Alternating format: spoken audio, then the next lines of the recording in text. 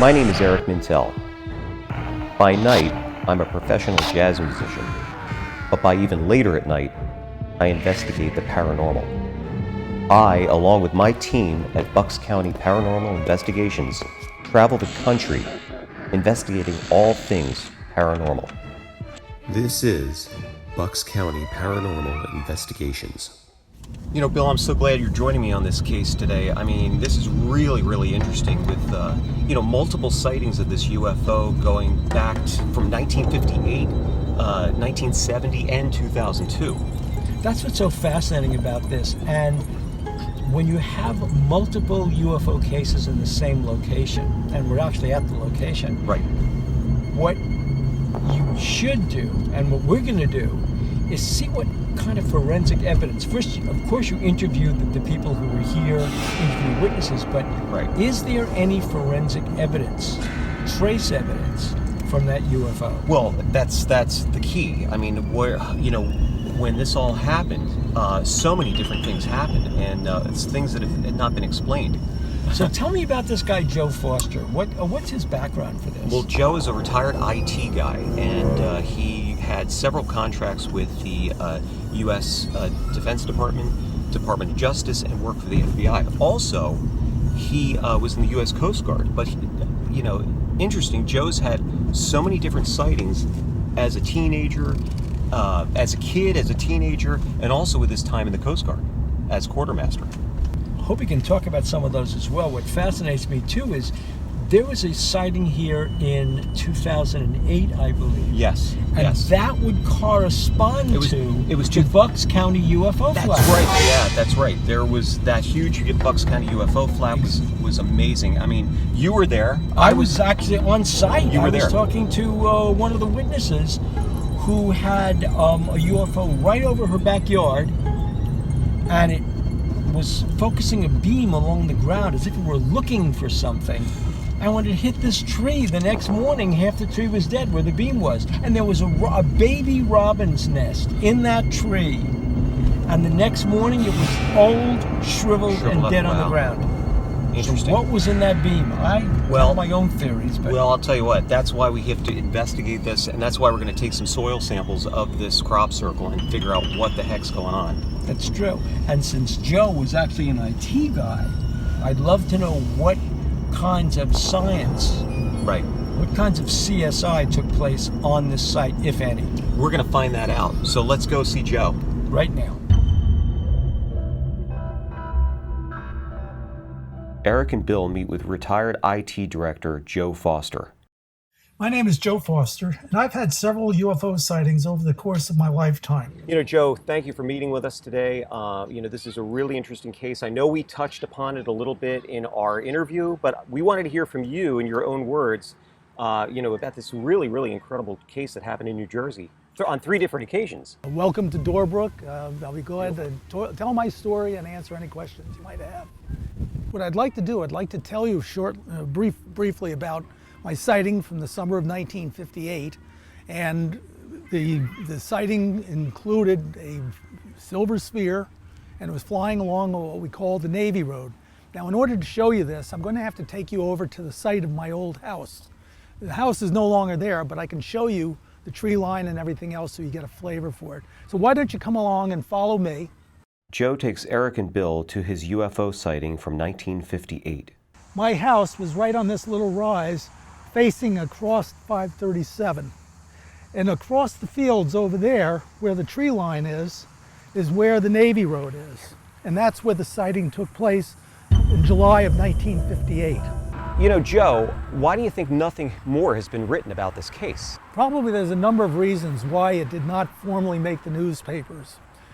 Number one, my dad, who was sitting on the porch with my mom and my sister, when he saw it, he jumped up and ran into the house, and he tried making a phone call over to Fort Monmouth, which is about 2 miles from here. He could not get through the switchboard. Now, why the switchboard was filled, we'll never know. But he came back out and said he could not get through to the switchboard. Now, I expected somebody else to have reported it. Somebody else must have seen it, but unfortunately, that was not the case. We have seen these time and time again. We've seen these captured on film, we've heard stories about them, but we have seen them. These translucent objects almost flying around our aircraft, almost if they were playing games, flying circles around our planes. Now the military is releasing this stuff for the first time because people want to know. It's just that simple. Did anyone get any photos? Unfortunately, we also never got any pictures, so that's the unfortunate thing. And you will find out that there is a lot more to this story, a hell of a lot more.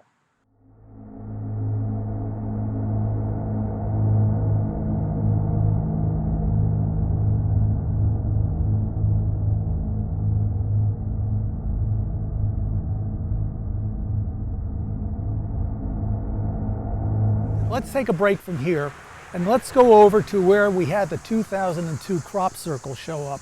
It's not too far from here. It's in a field a couple hundred yards away from where we're at. So let's go there now. Let's go there, but let's see if we can find any trace evidence. I mean, I know it's been a while, but you know, there are things that might still be in the soil, might still be in the grass itself. Oh, I totally agree. Let's go. Let's go. Yeah. Now, full disclosure, Signs came out, the movie Signs with Mel Gibson came out that summer. Right. And some people were saying that they believed that it was kids that were playing a prank. However, apparently years later, and I just found this out recently, supposedly they had gotten in there and taking samples, and they said that there was some trace evidence of a crop circle radiation or whatever would be the thing. Just what we talked about in the car. Exactly. So Joe, when they did that, are there any existing records of that? Not that I've ever seen. The team arrives at the crop circle location from 2002. You know, guys, I mean, this is unbelievable. You know, and then why would they mow this way? It's almost to keep the public out of where the crop circle was. Yeah, can you imagine after the movie Signs? Oh, no doubt. Thousands of people descending on this park saying, "Where's the crop circle?" Exactly. Yep. And that's exactly what happened. Really? Yeah. So let's go in there and try and take some soil samples. Okay. This is generally the spot where the crop circle showed up in the summer of 2002. We're in the same vicinity, and you notice that the ground has not been replowed, although they're going to. You see the old crop from last year. Now the soil, again, it's been 17 years since the crop circle, but who knows, maybe there's still some trace evidence that. Well, just speaking of that, Bill, why don't we try to get some? Yeah, do some CSI. Why don't we do some CSI? Let me get some samples here, and then we will. You know, I mean, they're going to have to understand it's my fingers, but here we go. Take it back to the lab. Right, and you're looking for magnetite, and what you're looking for is to see if the magnetite levels, because there would be readings all around here as control samples.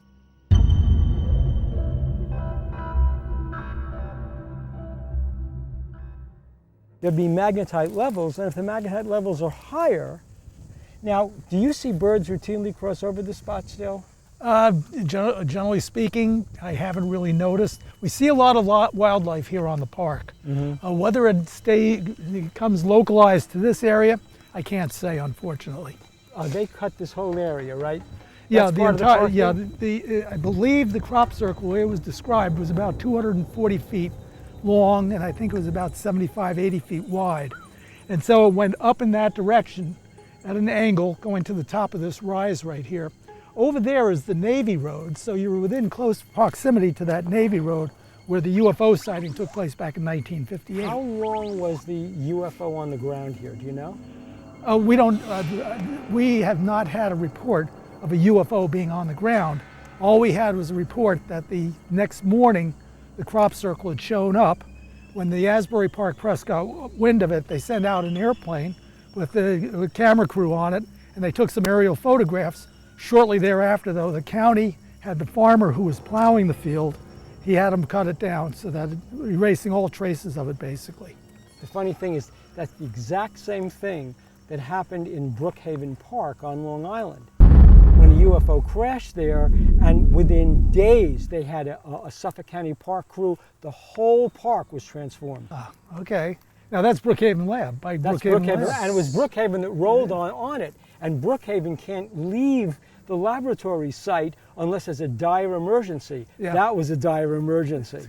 You know, Joe, I got to tell you, thank you so much. You've given us so much information to go on today, and we've got to take a lot of this information back to headquarters, and we'll definitely get back. But stay tuned. Absolutely. I think there's a lot more to this story than what we're hearing today. But thank you so much. I Absolutely. really appreciate it. Thank you. My pleasure, Eric. Thank you. My pleasure, Bill.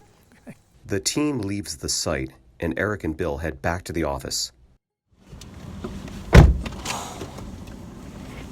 Unbelievable. Fascinating. Unbelievable story. I mean, you wouldn't think that for so many years in that one hot spot, Right. they'd have all that activity, and then what about the crop circle? Right, I and mean- they covered it up immediately.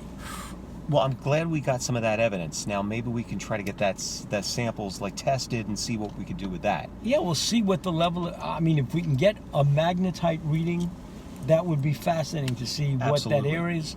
And the other thing too is, at least you got to hear the story Right. of Firsthand. I think it's New Jersey's Roswell. Yeah, absolutely. Absolutely. I agree.